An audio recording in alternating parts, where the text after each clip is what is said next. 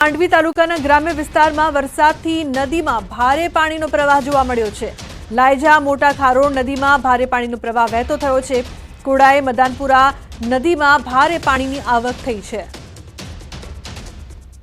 મહત્વનું છે કે રસ્તા પર પાણીનો પ્રવાહ વહેતો થયો છે। સતત વરસાદ વરસી રહ્યો છે, જેના કારણે નદીમાં પાણીની આવક પણ સતત વધતી જોવા મળી રહી છે।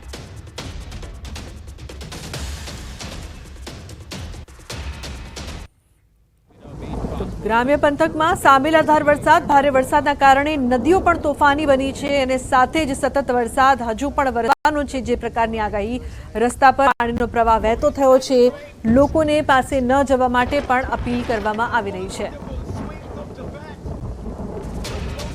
તો કચ્છના નલિયા માંડવી હાઈવે વંડી ગામ નદી તોફાની, નદીમાં ભારે પાણીનો પ્રવાહ જોવા મળ્યો છે। પુલ પરથી નદીના પાણી વહેતા થતા વાહન વ્યવહાર બંધ કરવામાં આવ્યો। રોડની બંને બાજુ વાહન ચાલકો અટવાયા છે। તો જે દ્રશ્યો અહીંયા સામે આવી રહ્યા છે, નદી જે પ્રકારથી તોફાની બની છે, માંડવી હાઈવેની વંડી નદી જે છે તે તોફાની બની છે। જે વાહન ચાલકો છે તે પણ અટવાઈ ગયા છે। તો અહીં રસ્તો કઈ રીતે પસાર કરવો તે મોટો સવાલ બન્યો છે। એક્સક્લુઝિવ દ્રશ્યો અત્યારે આપ ટીવી સ્ક્રીન પર જોઈ રહ્યા છો। કચ્છના નદીમાં ભારે પાણીનો પ્રવાહ છે। અહીંથી લોકોને પસાર ન થવા માટે પણ તંત્ર અપીલ કરી રહ્યું છે। રોડની બંને બાજુ જે વાહન ચાલકો હતા તે ફસાઈ ગયા। માંડવીના દેવપર ગઢશીસામાં ભારે પાણીના પ્રવાહથી માર્ગ તૂટ્યો છે। માંડવી તાલુકાના દેવપરગઢ ગામની બાજુમાં રસ્તો ધોવાયો છે। રસ્તો ધોવાતા નદીના પાણી આવતા જે પ્રકારની પરિસ્થિતિ છે તે બગડી રહી છે। માંડવીના દેવપરા ગામમાં લોકો હાલાકીનો સામનો કરી રહ્યા છે। ભારે પ્રવાહના કારણે રસ્તાના બે ભાગ પડી ગયા છે। વરસાદી પાણી ગામમાં પ્રવેશ્યું છે। એક્સક્લુઝિવ દ્રશ્યો અત્યારે આપ ટીવી સ્ક્રીન પર જોઈ રહ્યા છો। દેવપર ગઢશીસામાં ભારે વરસાદ બાદ જે પરિસ્થિતિ છે તેના કારણે લોકો પણ અટવાયા છે। તો અહીં પણ જનજીવન ખોરવાયું। કચ્છના નખત્રાણા પંથકમાં ભારે વરસાદથી પાણીની આવક, ગ્રામીણ વિસ્તારોમાં નદી ડેમમાં પાણીની આવક। દલણા ગામની નદીનો ધસમસતો પ્રવાહ જોવા મળ્યો। નદીમાં પાણીની સતત આવક યથાવત છે।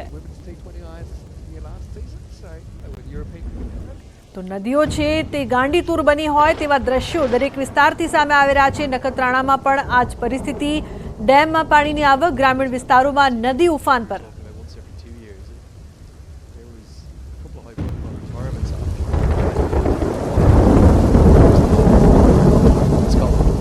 કચ્છના અબડાસાના નરેડીમાં નદીના પાણી ગામમાં ઘૂસ્યા। ભારે વરસાદને પગલે નદી બે કાંઠે આવી। પાણીના કારણે લોકોના મકાનો ડૂબ્યા। પાણી ઘરોમાં આવતા ઘરવખરીના સામાનને ભારે નુકસાની પહોંચી છે।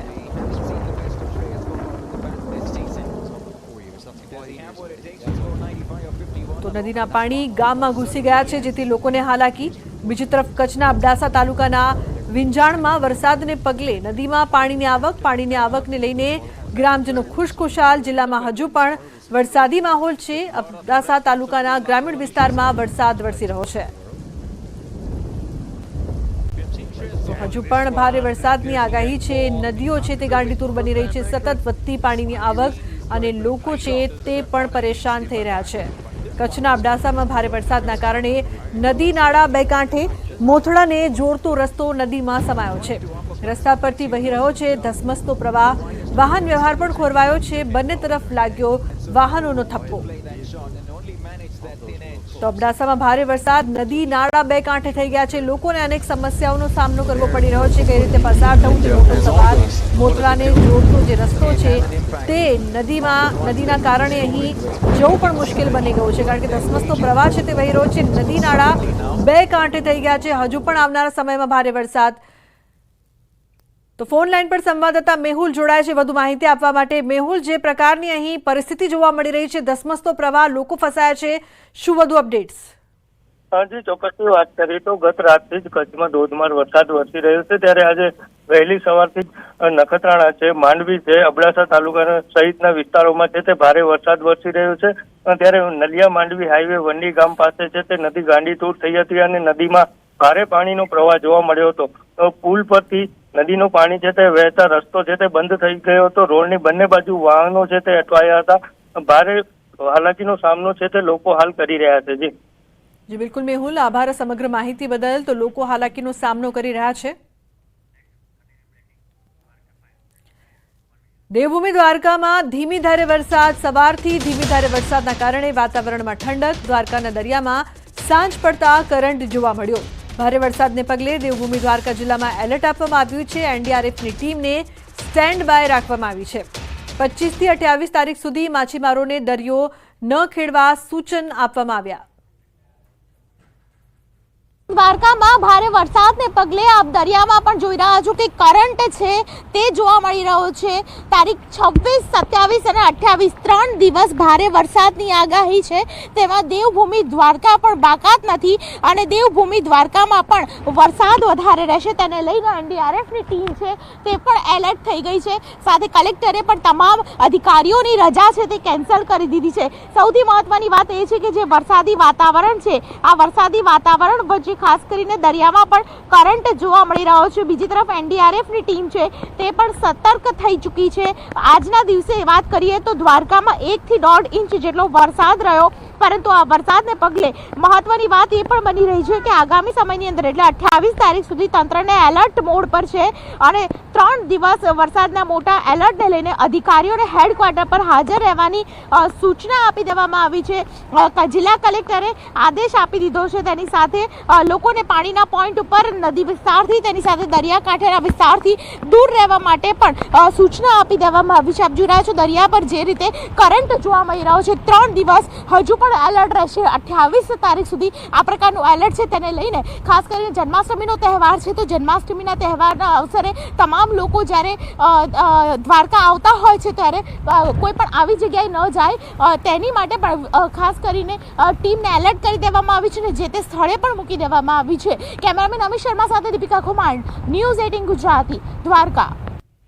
તો પોરબંદરમાં માછીમારોને એલર્ટ કરવામાં આવ્યા છે। 28 થી 29 ઓગસ્ટે ડીપ ડિપ્રેશનને જોતા સાવચેત કરાયા છે। ભારતીય કોસ્ટગાર્ડે માછીમારોને એલર્ટ કર્યા। એરક્રાફ્ટ, શિપ અને રડાર સ્ટેશનથી કરાયા છે સાવચેત। માછીમારોને બોટ સાથે સલામત સ્થળે ખસી જવા સૂચના।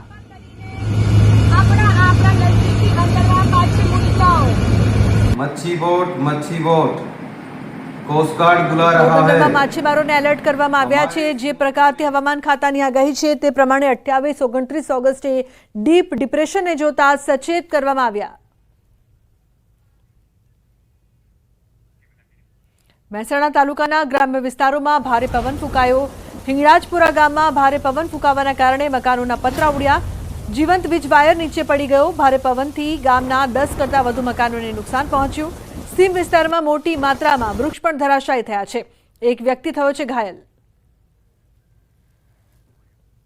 તો મહત્વનું છે કે ભારે પવનથી ગામના 10 કરતા વધુ મકાનોને પણ નુકસાન પહોંચ્યું છે। લોકોને પણ હાલાકીનો સામનો કરવો પડી રહ્યો છે। ગ્રામ્ય વિસ્તારોમાં વરસાદની સાથે ભારે પવન ફૂંકાઈ રહ્યો છે।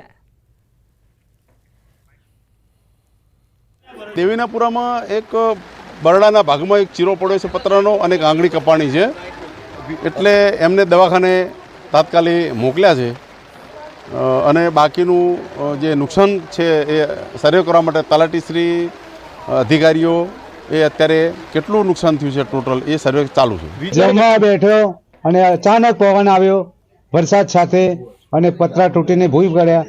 ઘરની બધી સામગ્રી વેરવિખેર થઈ ગઈ। અત્યારે હાથ રહેવાની સગવડ નથી। એમને પત્ર માથાના ભાગમાં વાગ્યો છે। મારા ભત્રીજો થાય છે। એક છોકરાને હાલ નાનો 8 વર્ષનો છે, એને ઓપરેશન ચાલુ છે। ઓગળી કપાઈ ગઈ છે। મારા ભત્રીજાને ખભે પણ ઈજા થઈ છે।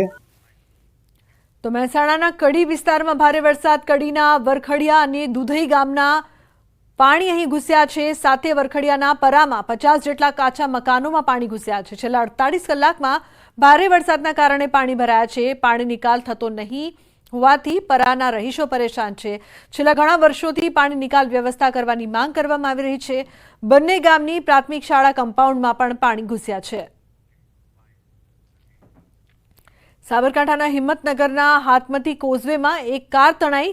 હિંમતનગરથી હાપા જતા કોઝવેમાં પાણી આવતા કાર લઈ જતા 2 લોકો કાર સાથે તણાયા હતા। હિંમતનગર ફાયર બ્રિગેડે ઘટના સ્થળે પહોંચી વાહન ચાલકને બચાવ્યો। ફાયર બ્રિગેડે કારમાંથી 2 લોકોનું રેસ્ક્યુ કરીને બચાવ્યા। લોકોના ટોળે ટોળા એકઠા થયા છે। કારને બહાર કાઢવાની કામગીરી હાથ ધરાઈ છે। સદનસીબે જાનહાનિ ટળી છે। તો મોરબીમાં ભારે વરસાદ, નીચાણવાળા વિસ્તારમાં પાણી ભરાયા. મોરબીના રસ્તા પાણીમાં ગરકાવ થયા છે. શનાળા રોડ, રવાપર રોડ, નવા બસ સ્ટેન્ડ, મહેન્દ્રપરા, ગાંધી ચોકમાં પાણી ભરાયા છે. રસ્તા પર પાણી ભરાવાના કારણે વાહન ચાલકો પણ અટવાયા છે.